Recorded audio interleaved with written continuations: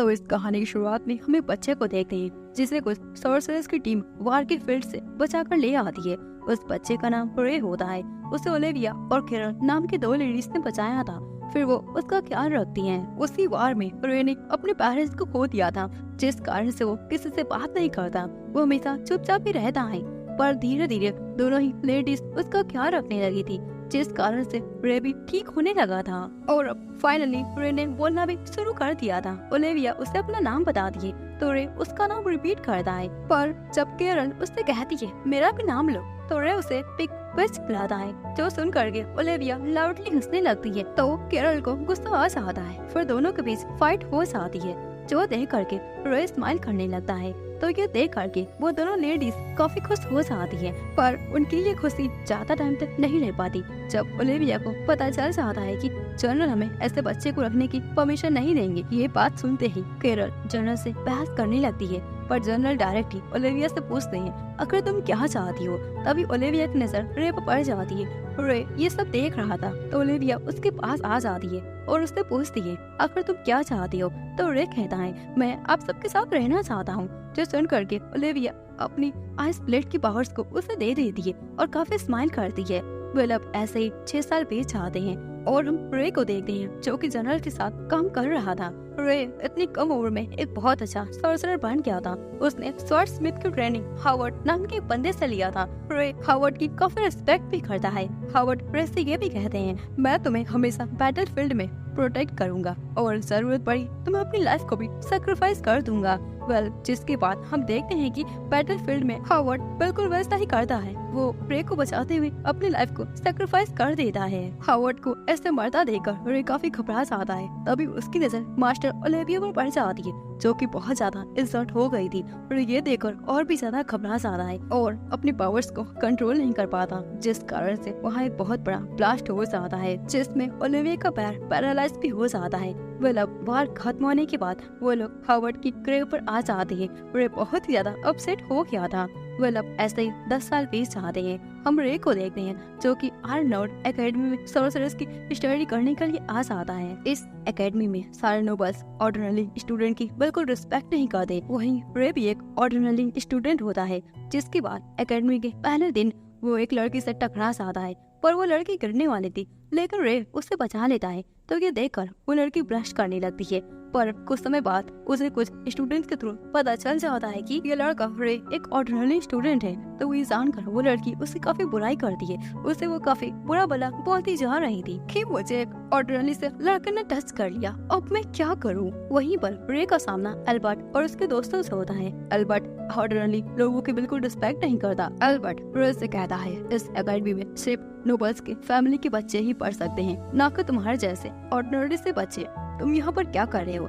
Albert रे को नीचा दिखाने लगता है, पर रे उससे काफी अच्छे से बात कर रहा था और कहता है तुम लोग जो भी सोचो, लेकिन अब तो मैं इसी एकेडमी में पढ़ने वाला हूँ। तो ये सुन करके एल्बर्ट को काफी गुस्सा आ जाता है और वो उसे मारने चाहता। तभी वहाँ पर एमिलिया नाम की एक क्यूट सी लड़की आ जाती है, जो कि उसे रोक लेती है। एमिलिया टॉप 3 नोबल्स फैमिली से बिलोंग करती है। अब एमिलिया रे को इस एकेडमी में उसका वेलकम करती है और उससे कहती है अगर तुम्हें इस एकेडमी में एडमिशन मिली है तो जरूर तुम्हारे पास कुछ यूनिक स्किल्स होंगी या फिर कुछ एबिलिटी होंगी। रे एमिलिया से कहता है थैंक्स मेरी हेल्प करने के लिए। तो एमिलिया उससे कहती है अगर तुम्हें किसी भी चीज की कोई जरूरत या फिर कोई हेल्प चाहिए तो तुम मुझसे बातें कर सकते हो।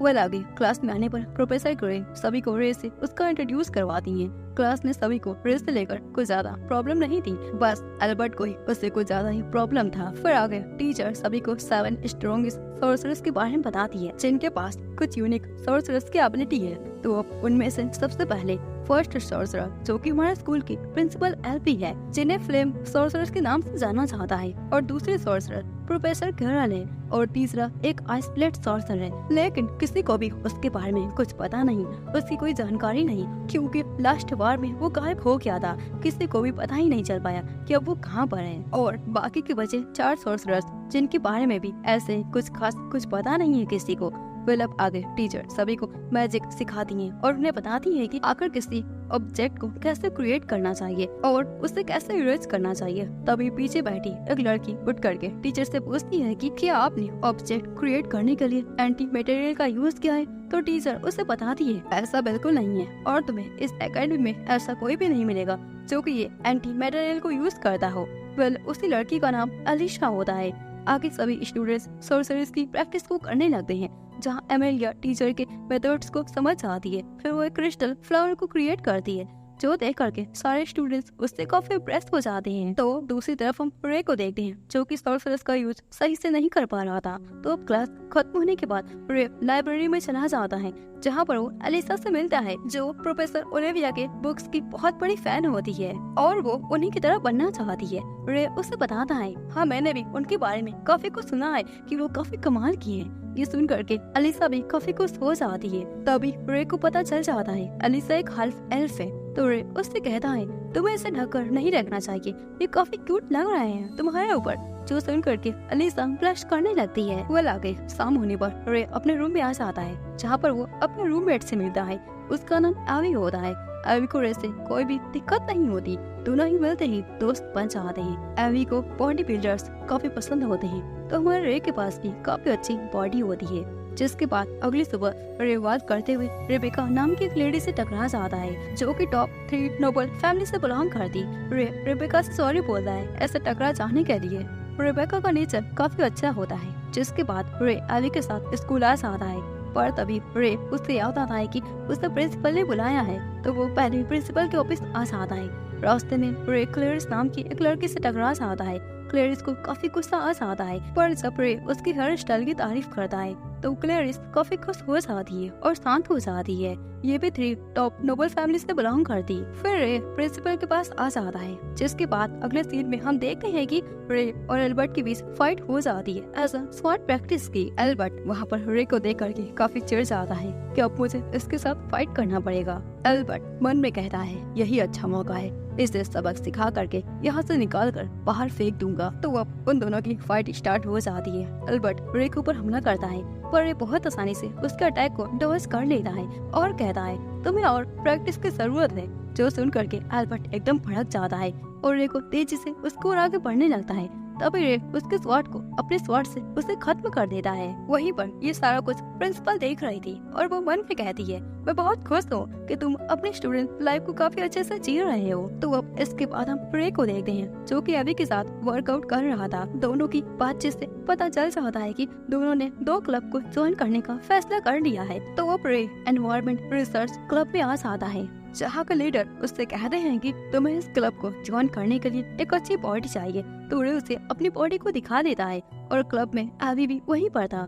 लीडर उससे कहते हैं ठीक है, लेकिन बॉडी के साथ साथ तुम्हें गोल्ड कार्ड की भी जरूरत होगी। तो रे उसे अपनी गोल्ड कार्ड दिखा देता है, तो वो उसे अपनी क्लब में ज्वाइन कर लेते हैं। जिसके बाद रे रेबेका के प्लांट क्लब को ज्वाइन करने का फैसला कर लेता है, पर इस क्लब में सिर्फ लड़कियां ही होती हैं। रेबेका कहती है तुम ये क्लब आखिर क्यों ज्वाइन करना चाहती हो? तो रे उससे बताता है कि मैं इन सब में काफी इंटरेस्टेड हूँ, मुझे प्लांटिंग करना काफी पसंद है, तो इस कारण से मैं ये ज्वाइन करना चाहता हूँ। पर वहीं पर एक टीना नाम की लड़की कहती है कि ये सब बस मजाक है, ये आपके साथ फ्लर्ट करने के लिए ये सब कर रहा है, ये क्लब को ज्वाइन नहीं करना चाहता, ये बस आपके साथ फ्लर्ट करना चाहता है। उसकी बातों को सुन करके रेबेका कहती है अगर ऐसी बात है तो चलो हम उससे एक टेस्ट लेते हैं। तो आगे अब 7 दिन तक रे को एक गार्डन दे दिया जाता है, जिसमें रे को पूरा उसे साफ करना था। तो अब टीना के जाने के बाद रे अपने काम पर लग जाता है। अब इसी तरह से 2 दिनों में रे उस गार्डन की सफाई को काफी अच्छे से कर देता है, जो देख करके रेबेका काफी खुश हो जाती है। फिर वो उसके लिए कुछ खाने को लाती है और दोनों ही साथ में बैठ करके उस खाने को खाते हैं। रेबेका रे की बॉडी को देख कर कहती है क्या मैं इन्हें टच कर सकती हूँ? तो रे कहता है हाँ बिल्कुल आप इन्हें टच कर सकती हो। अब रेबेका उसकी बॉडी को टच करके उससे बताती है कि मैं हमेशा से किसी बॉडी बिल्डर की बॉडी को टच करना चाहती थी। इसके बाद अगले दिन रे की मेहनत को देख करके सारी लड़कियाँ उसे क्लब में ज्वाइन कर लेती है। फिर आकर प्रिंसिपल रे को अपने पास बुला करके उससे एक मिशन दे देती हैं कि इस एकेडमी में कोई जासूस घुस गया है, मैं ये चाहती हूँ तुम जाकर उसका पता लगाओ। अब रे जंगल की ओर चला जाता है जहाँ पर उसे क्लेरिस दिख जाती है जो कि इंसेक्ट्स को देख रही थी। रे भी उसे देख लेता है तो क्लेरिस उसे बताती है कि मुझे इंसेक्ट्स बहुत पसंद है, मैं जानती हूँ ये थोड़ा अजीब लग रहा है लेकिन मुझे ये काफी पसंद है। तो रे कहता है इसमें क्या है अजीब है। अब ऐसे ही दोनों बातें करते हैं और रे क्लेरिस से भी दोस्ती कर लेता है। जिसके बाद टीचर सभी को बताती है कि तुम लोगों का प्रैक्टिकल टेस्ट होगा तो सभी लोग 4 मेंबर्स के ग्रुप को बना लो। तो एवी रे के साथ टीम अप कर लेता है। फिर रे एलिसा के पास आकर उसे अपनी टीम में इनवाइट करता है। तो इधर हमें एमेलिया को दिखाया जाता है जिसके साथ सारे लोग टीम अप करना चाहते हैं, पर एमेलिया रे के पास आकर उसे ज्वाइन कर लेती है जो देख करके पूरी की पूरी क्लास हैरान हो जाती है और एल्बर्ट को ये सब देख करके और भी ज्यादा रे पर गुस्सा आ जाता है। अब आगे प्रैक्टिकल का दिन आ जाता है। सभी स्टूडेंट्स को टीचर उनके मिशन बता देती है। उनके पास 24 आवर्स है और इस जंगल में बहुत सारे मॉन्स्टर्स भी हैं जिन्हें उनका मुकाबला भी करना है। तो वो सारे मेंबर्स अपने अपने टीम के साथ आगे बढ़ जाते हैं। हम देखते हैं कि रे की टीम अपना पहला स्टैम्प हासिल कर लेती है और अब शाम हो जाती है। सभी बैठकर आपस में बातें करते हैं कि रे ने इतनी आसानी से कैसे सारे मॉन्स्टर्स को डिफीट कर दिया। रे बताता है मैं ऐसे ही जंगल में पला पड़ा हूँ इसलिए मुझे यहाँ के सारे नॉलेज है और साथ ही साथ मेरे टीचर ने मुझे स्वॉर्ड की ट्रेनिंग दी है। तो अब सारे मेंबर्स वहाँ पर सो जाते हैं। वहीं पर रे को मास्टर ओलिविया की बातें याद आ जाती है जहाँ ओलिविया ने रे को अपनी पहचान न बताने के लिए उससे बोल दिया था। अब आगे सुबह हो जाती है। सभी साथ में आगे बढ़ रहे थे तभी उन्हें एल्बर्ट के चीखने की आवाज़ें आ जाती है। तो रे तुरंत ही एल्बर्ट के पास पहुँच जाता है। एल्बर्ट रे से कहता है मुझे तुम्हारी हेल्प नहीं चाहिए, मुझे कोई जरूरत नहीं है। तभी वो मॉन्स्टर तेजी से एल्बर्ट की ओर हमला करने लगता है जो देख करके रे तुरंत ही उसे डिफीट कर देता है। अमेलिया ये देख करके रे के ऊपर डाउट करने लगती है कि आखिर ये ऑर्डिनरी सा स्टूडेंट इतना पावरफुल कैसे हो सकता है। तभी वहाँ पर पीछे से एक बंदा उसे मॉन्स्टर को वापस से जिंदा कर देता है। अब जैसे ही एमेलिया ये देखती है वो उस मॉन्स्टर पर हमला करती है। रे भी उसी मॉन्स्टर पर हमला करता है पर इस बार एवी और एलिसा आ जाते हैं। वो रे की हेल्प करते हैं तो अब रे अपने टीम के साथ उस मॉन्स्टर को डिफीट कर लेता है। अपनी टीम को ऐसे देख करके रे को पुरानी टीम मेंबर्स की याद आ जाती है। अब आगे दिखाया जाता है कि रे की टीम इस टेस्ट में नंबर 1 आ गई थी पर कुछ स्टूडेंट्स को ये बिल्कुल पसंद नहीं आता। जिसके बाद रे मास्टर ओलिविया के पास आ जाता है मिलने के लिए जहाँ ओलिविया रे को देख करके बहुत खुश हो जाती है और वो यही चाहती थी रे एक नॉर्मल स्टूडेंट की तरह अपनी लाइफ को बिताए। फिर ओलिविया रे को बताती है मैं अभी ब्रेन पर स्टडी कर रही हूँ। एक्चुअली में सभी लोग मैजिक का यूज करने के लिए आसपास की एनर्जी और बॉडी का यूज करते हैं, लेकिन अगर वही मैजिक हम अपने ब्रेन का इस्तेमाल करके यूज करें तो इससे वो मैजिक की एनर्जी काफी बढ़ जाएगी। वहीं पर एक ऑर्गेनाइजेशन भी है जो कि इस रिसर्च को चुराने की कोशिश कर रही है। फिर रे अपने मास्टर को बाहर घुमाने ले जाता है और उन्हें बताता है कि मैंने एकेडमी में काफी अच्छे दोस्त बना लिए हैं और इनमें से एक आपकी बहुत बड़ी फैन है। जो सुन करके ओलिविया काफी खुश हो जाती है और उसके ट्रेनिंग के लिए उसे एक सॉर्सरी की बुक दे देती है जिसकी मदद से वो काफी अच्छा सॉर्सर बन सके। अब अगले दिन जॉगिंग करते हुए रे की मुलाकात एलिसा से हो जाती है जो कि लाइब्रेरी की ओर जा रही थी। तो रे उससे कहता है क्या मैं भी तुम्हारे साथ चल सकता हूँ। जो सुन करके एलिसा ब्लश करने लगती है और अगले ही पल रेडी हो जाती है रे के साथ जाने के लिए। तो दूसरी ओर हम क्लैरिस को देखते हैं जो कि एलिसा को रे के पास छिपकर देख रही थी। तभी रे की नजर एलिसा पर पड़ जाती है और वो उसे भी अपने साथ चलने को बोलता है। तो अब तीनों ही साथ में लंच करते हैं जहाँ रे क्लैरिस को एलिस से मिलवाता है। फिर आके दोनों ही अपने हॉस्टल चली जाती है। तभी रे की नजर एमेलिया पर पड़ जाती है तो अब दोनों बातें करते जहाँ पर एमेलिया को पता चल जाता है कि रे क्लैरिस और एलिस के साथ लंच करके आया है तो वो काफी जल जाती है। अब आगे अगला दिन रे रेबेका से मिलने आता है पर क्लब में कोई रहता नहीं तो टीना उसे क्लब की चाबी को दे करके वहाँ से चली जाती है। जैसे ही रे कमरे के अंदर आ जाता है तो वो रेबेका को देख लेता है जो कि कपड़ों को चेंज कर रही थी। तो रे तुरंत ही उसे सॉरी बोल करके वहाँ से चला जाता है। अब अगले सीन में एमेलिया स्वॉर्ड की प्रैक्टिस कर रही थी। फिर वो रे को देख करके उसे ड्यूल मैच के लिए चैलेंज करती है तो रे भी उसके प्रपोजल को एक्सेप्ट कर लेता है। तो अब रे और एमेलिया की फाइट स्टार्ट हो जाती है। फाइट के बीच में रे को हावर्ड की याद आ जाती है तो वो एमेलिया पर हमला करने ही वाला था लेकिन वो खुद को रोक कर इस ड्यूल मैच को हार जाता है।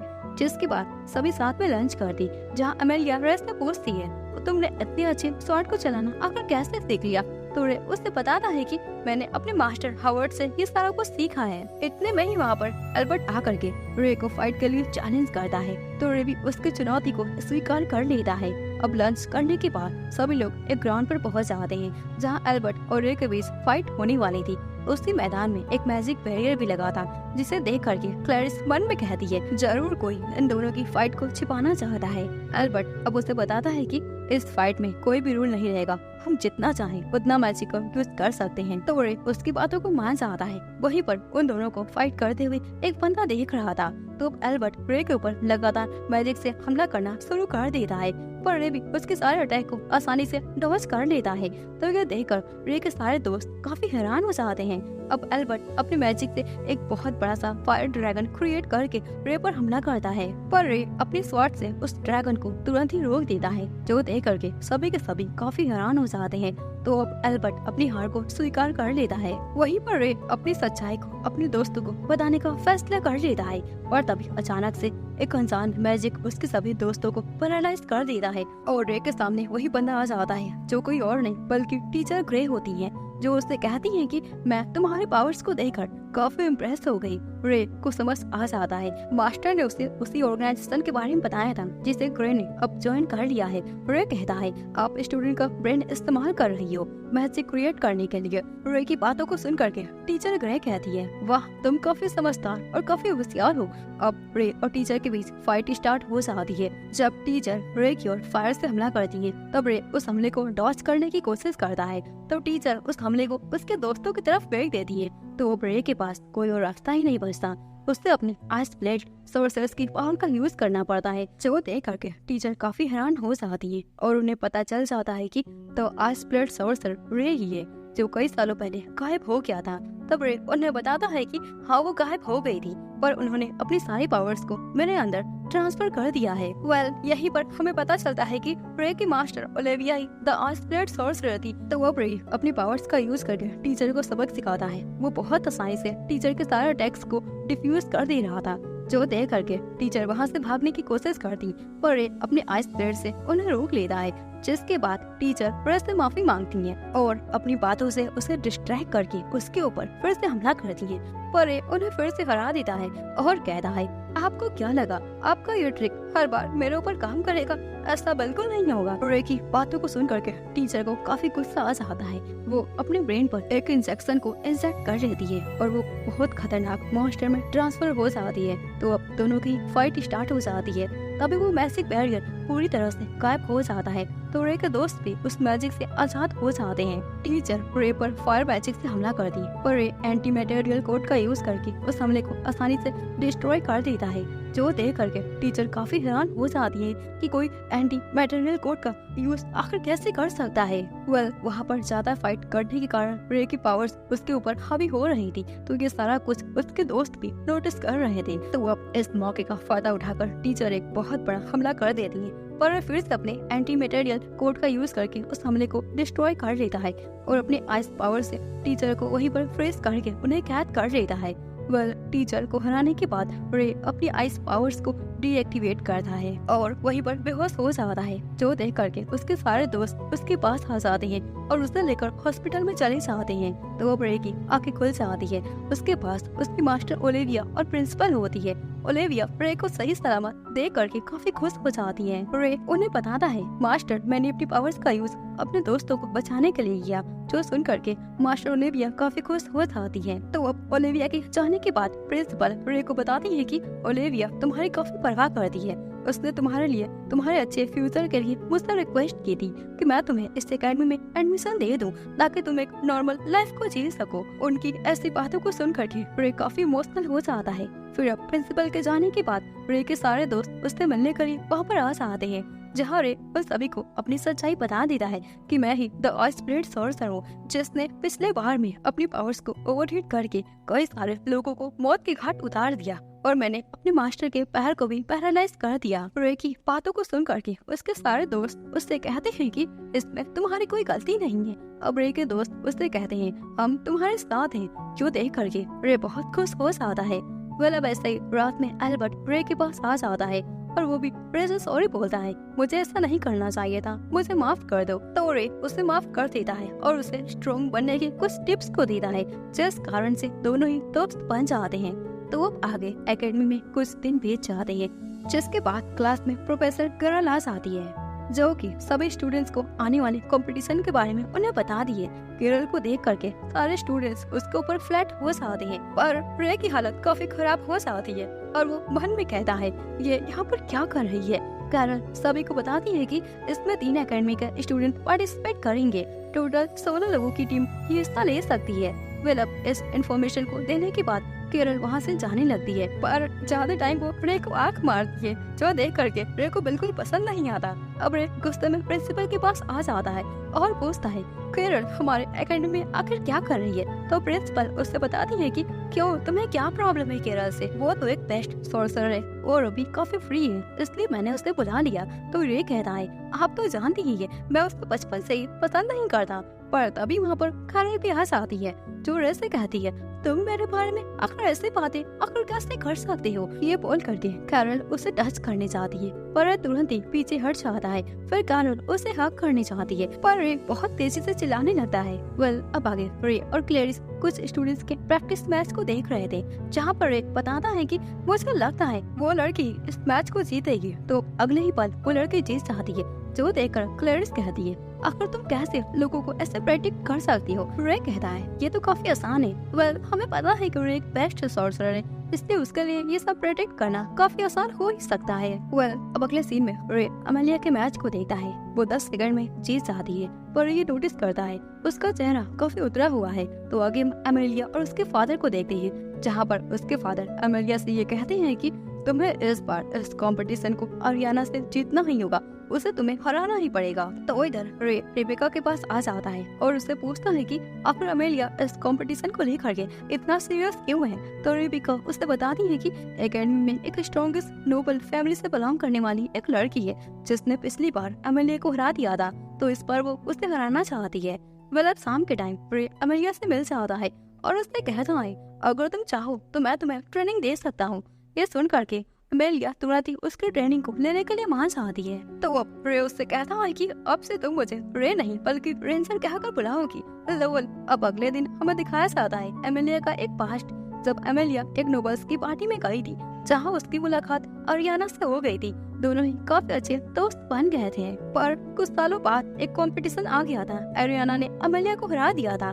उस हार के बाद से अमेलिया को काफी बुरा लग गया था, तो उस दिन से उसने अरियाना से बात करना ही बंद कर दिया। वेल अब प्रेजेंट में रे एक मास्क लगाकर अमेलिया के पास आ जाता है और उससे कहता है कि अब से तुम्हारी ट्रेनिंग मैं शुरू करता हूँ। सबसे पहले तुम्हें इस पूरे एकेडमी के चक्कर लगाना होगा। तो अमेलिया इस पूरे एकेडमी का चक्कर लगाती है, पर रे उसे कहता है अब जाकर माउंटेन्स के चक्कर लगाओ। तो अमेलिया बिल्कुल वैसा ही करती है, पर वो काफी थक जाती है। तो आगे रे उससे कहता है आज की ट्रेनिंग काफी इजी थी, लेकिन कल ऐसा नहीं होगा, कल की ट्रेनिंग इससे हार्ड होगी। तो अब इसी तरह से अमेलिया की ट्रेनिंग डे बाई डे सख्त होती जा रही थी। बेचारी अमेलिया मन में कहती है ओह अब मैं ये कहाँ फंस गई। जिसके बाद अगली सुबह रे उसे उठा करके ट्रेनिंग के लिए ले जाता है। अब इसी तरह से अमेलिया उस ट्रेनिंग से बच बचाकर हर जगह छिप जाती है। रे उसे हर तरफ ढूंढता जा रहा था। इन दी एंड वो उसे ढूंढ लेता है और ट्रेनिंग के लिए खींच कर लेकर चला जाता है। जिसके बाद अगले दिन रे एक लड़की की गेटअप में आ जाता है और अरियाना से मिलने चला जाता है,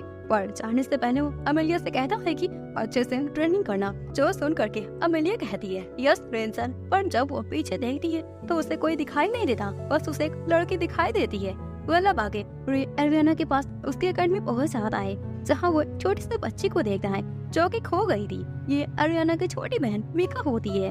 वेल अब आगे अरियाना पहचान जाती है कि ये एकेडमी का नहीं है, पर वो ये पहचान नहीं पाती कि रे एक लड़का है। फिर रे उसे अपने बारे में बताना है, जो सुन करके अरियाना काफी हैरान हो जाती है। रे बताता है कि मैं तुम्हारी फ्रेंड अमेलिया को ट्रेन कर रहा हूँ, तो इस बार वो जीत जाएगी। जो सुन करके अरियाना काफी खुश हो जाती है। रे अरियाना को एक ड्यूल के लिए चैलेंज करता है, तो अरियाना भी वहाँ जाती है। तो अब दोनों की फाइट स्टार्ट हो जाती है, जहाँ अरियाना के थंडर पावर को देख करके रे काफी हैरान हो जाता है और उसकी स्वाट वहीं पर टूट जाती है। रे को ये भी समझ आ जाता है कि अरियाना काफी स्ट्रॉन्ग है। वेल अब रे वहाँ से वापस अपने एकेडमी आ जाता है, जहाँ पर वो अमेलिया की ट्रेनिंग को देख करके कहता है ऐसे ही अच्छे से प्रैक्टिस करो। रे को ऐसे लड़की के गेटअप में देख करके तीनों ही लड़कियां काफी हैरान हो जाती हैं। तो दोस्तों इसी के साथ इस एनिमे का ये पार्ट यहीं पर खत्म हो गया। इसके आगे की अभी और स्टोरी है। अगर आपको ये वीडियो पसंद आता है तभी मैं इसके आगे की स्टोरीज को एक्सप्लेन करूंगी। देन फिर मिलते हैं किसी और धमाकेदार एनिमे का रिकैप को लेते हुए। तो तब तक के लिए सायोनारा।